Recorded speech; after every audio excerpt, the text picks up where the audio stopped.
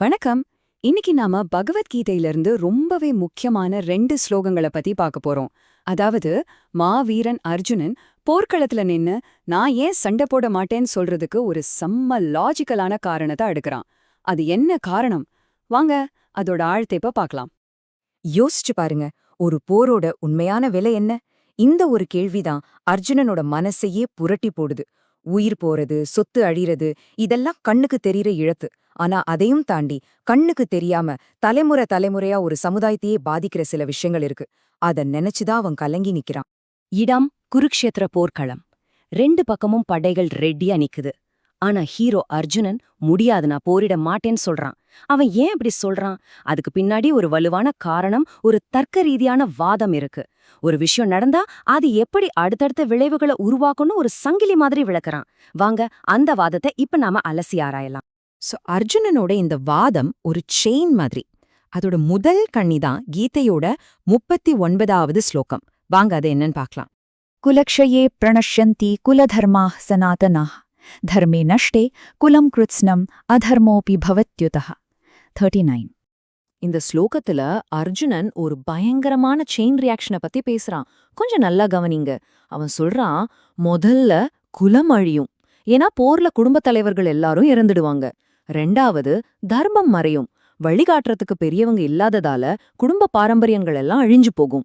கடைசியா அதர்மம் பெருகும், தர்மம் இல்லாத இடத்துல அதர்மம் மொத்த குடும்பத்தையும் ஒரு இருட்டு மாதிரி சூழ்ந்துடும்.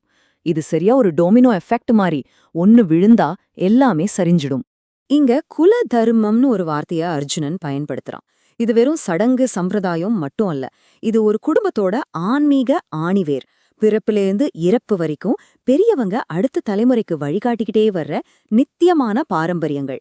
இந்த வழிகாட்டுதல் தான் ஒருத்தரோட ஆன்மீக வளர்ச்சிக்கு ரொம்ப முக்கியம்.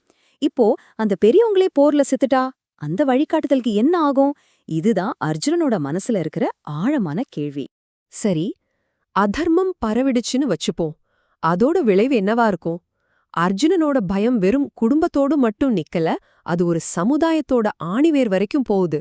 அடுத்த ஸ்லோகம் அதத்தான் நமக்கு விளக்கப் போகுது. அதர்மம் பரவறத எப்படி ஒரு முழு சமுதாயத்தையுமே சீர்குலைக்கோன்னு அர்ஜுனன் அடுத்த ஸ்லோகத்துல ரொம்ப தர்க்க ரீதியா விளக்குறான். இது அவனோட வாதத்தோட அடுத்த கட்டம். இப்ப நாம 40வது ஸ்லோகத்துக்கு வருவோம். இது போன ஸ்லோகத்தோட நேரடி தொடர்ச்சிதான். ஆனா இதோட விளைவுகள் இன்னும் கொஞ்சம் பயங்கரமா இருக்கு. அதர்மாபிபவாத் கிருஷ்ணாத் பிரதுஷ்யந்தி குலஸ்திரியः ஸ்திரீஷு துஷ்டாசு வார்ஷ்ணேய ஜாயதே வர்ணசங்கரः நர்பதி. இங்க அர்ஜுனனோட லாஜிக் அடுத்த ஸ்டெப்புக்கு போகுது. இது போன வாதத்தோட எப்படி கனெக்ட் ஆகுதுன்னு பாருங்க. அதர்மம் தலை தூக்கும்போது குடும்பத்துல இருக்கிற பெண்கள் நெறி தவறிடுவாங்க. பெண்கள் நெறி தவறினா வர்ணசங்கரம் உருவாகும், அதாவது தேவையற்ற சந்ததிகள் பிறப்பாங்க. இது ஒரு சமூகத்தோட அடித்தளத்தை ஆட்டி பார்த்திடும் அர்ஜுனன் பயப்படுறான். அப்போ இந்த வர்ண சங்கரம்னா என்ன? இந்த ஸ்லோகத்தோட விளக்கத்தின்படி சமூகத்தோட அமைதி, செழிப்பு, அப்புறம் ஆன்மீக முன்னேற்றம், இது எல்லாத்துக்கும் தடையா இருக்கிற சந்ததியினர் தான் இது குறிக்குது. சமூக ஒழுங்கு குலையும்போது இந்த மாதிரி விளைவுகள் ஏற்படும்னு இந்த ஸ்லோகம் சொல்லுது. இந்த 40வது ஸ்லோகத்தோட உரையில சில முக்கியமான கருத்துக்களை முன்வைக்கிறாங்க. அதன்படி ஒரு சமூகம் அமைதியா இருக்கணும்னா அதுக்கு நல்ல மக்கள் தொகை ரொம்ப முக்கியம். இது பெண்களோட கற்பு மற்றும் விசுவாசத்தை சார்ந்து இருக்குன்னு சொல்லப்படுது. அது மட்டும் இல்லாம குடும்பத்துல இருக்கிற பெரியவங்க பெண்களையும் குழந்தைங்களையும் பாதுகாக்கணும்னு, அவங்கள மத நடைமுறைகள்ல ஈடுபடுத்தி நெறி தவறாம பாத்துக்கணும்னு அந்த உரை விளக்குது. மறுபடியும் சொல்றேன், இது இந்த உரையின் கண்ணோட்டம் அன்னோத நாம தெளிவா புரிஞ்சுக்கணும். மொத்தத்துல அர்ஜுனனோட வாதத்தை தொகுத்து பார்த்தோம்னா அவனோட கவலை வெறும் உயிர் போறத பத்தி மட்டும் இல்ல.